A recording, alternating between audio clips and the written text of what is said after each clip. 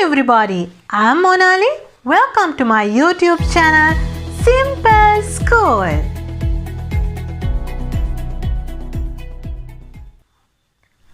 Shh, silent letter words. Shh. Silent letter words. අද මේ video එකකින් අපි ඉගෙන ගන්න යන්නේ silent letter words ගැන. මොනවාද මේ silent letters කියන්නේ?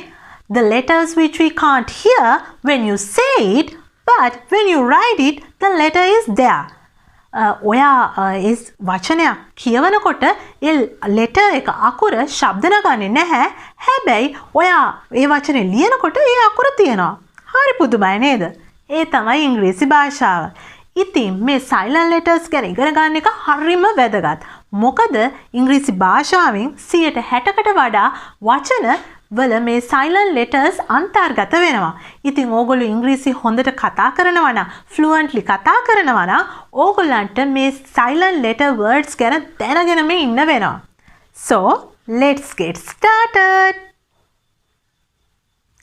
Now I'm going to teach you few rules. මම දැන් මේ silent letter words සම්බන්ධයෙන් නීති රීති කිහිපයක් කියලා දෙන්න තමයි යන්නේ. ඉතින් මේ වීඩියෝ එක අවසාන වෙනකම් බලන් හිටියොත් මේ නීති රීති ටික හරියට ඉගෙන ගත්තොත් ඕගොල්ලෝ කවමදාක්වත් මේ silent letter words වැරදියට pronounce කරන එකක් නැති වෙයි. වැරදියට ශබ්ද නගන්නේ නැති වෙයි.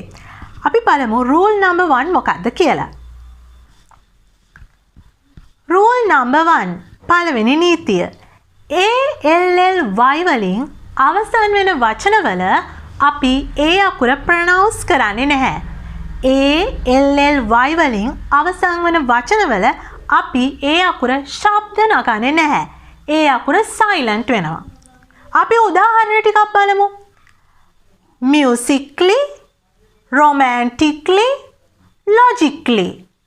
musically, romantically, logically. මේකේ ඒ අකුර silent. ඒ අකුර අයින් කළා දානවා.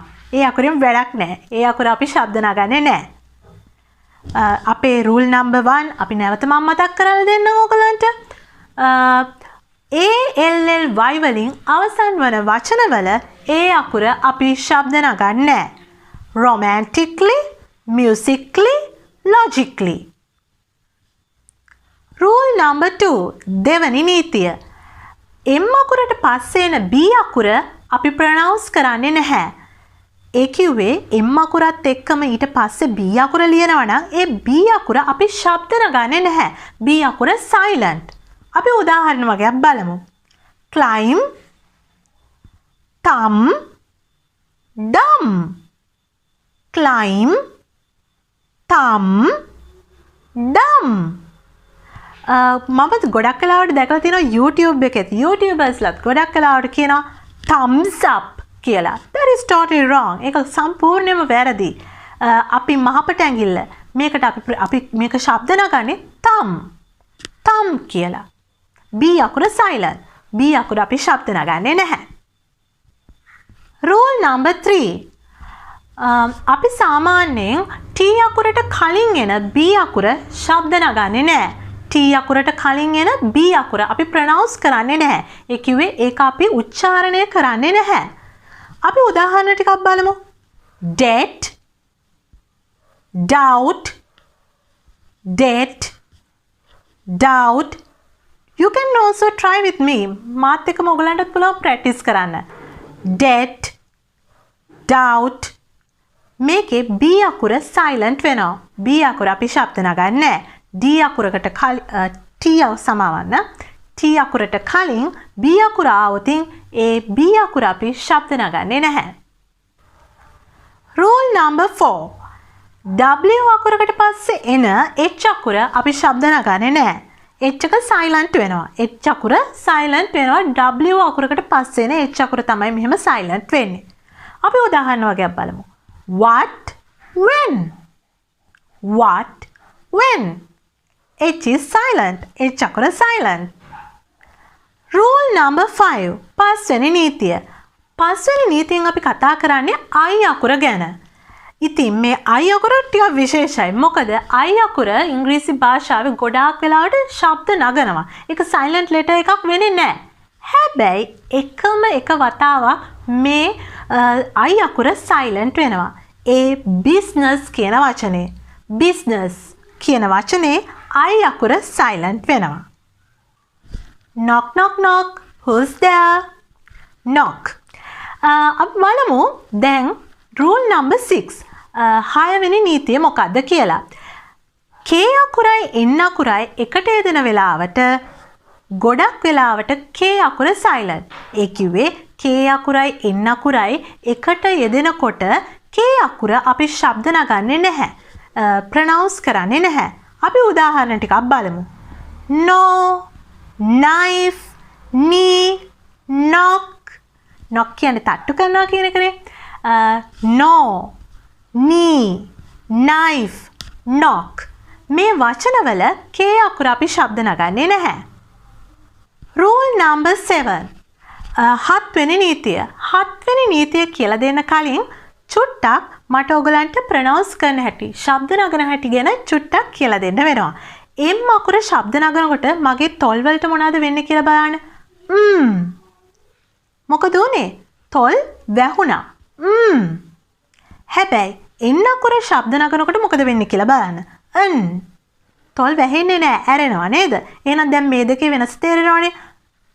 M අකුර ශබ්ද නගනකොට N අකුර ශබ්ද නගනකොට තොල් වැහෙනවා, තොල් ඇරෙනවා. M අකුරදී තොල් වැහෙනවා, තොල් එකට ස්පර්ශ වෙනවා. N අකුරදී එහෙම ස්පර්ශ වෙන්නේ නැහැ. ඔන්න දැන් යමු rule number 7 එකට. 7 වෙනි නීතියට. 7 වෙනි නීතියේදී කියන්නේ M අකුරට පස්සේ N අකුර යෙදෙනවා නම් M අකුරට පස්සේ N අකුර යෙදෙනවා නම් N එක silent. N අකුර silent. N අකුර ශබ්ද නගන්නේ නැහැ. අපි උදාහරණ ටිකක් බලමු.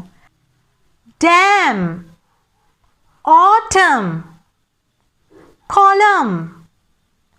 Dam, autumn, column. අපි N අකුර ශබ්ද නැගුවේ නැහැ. M අකුරෙන් අවසන් කළා. Dam, autumn, column.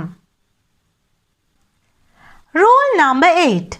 මේකදී අපි ඉගෙන ගන්නේ W අකුරයි R අකුරයි එකට යෙදෙනකොට W අකුර silent. R අකුරට කලින් W අකුර යෙදෙනවා නම් ඒ W අකුර ගොඩක් වෙලාවට silent වෙනවා. ශබ්ද නගන්නේ නැහැ. pronounce කරන්නේ නැහැ. අපි උදාහරණ වගේක් බලමු. wrong, right, wrist. wrong, right, wrist. rule number 9. 9 වෙනි නීතිය. ඉතින් මේ වීඩියෝ එකේ මම ඔයාලට කියලා දෙන අවසාන නීතිය තමයි මේ. R අකුර සම්බන්ධයෙන් තමයි මම මේක කියලා දෙන්න යන්නේ.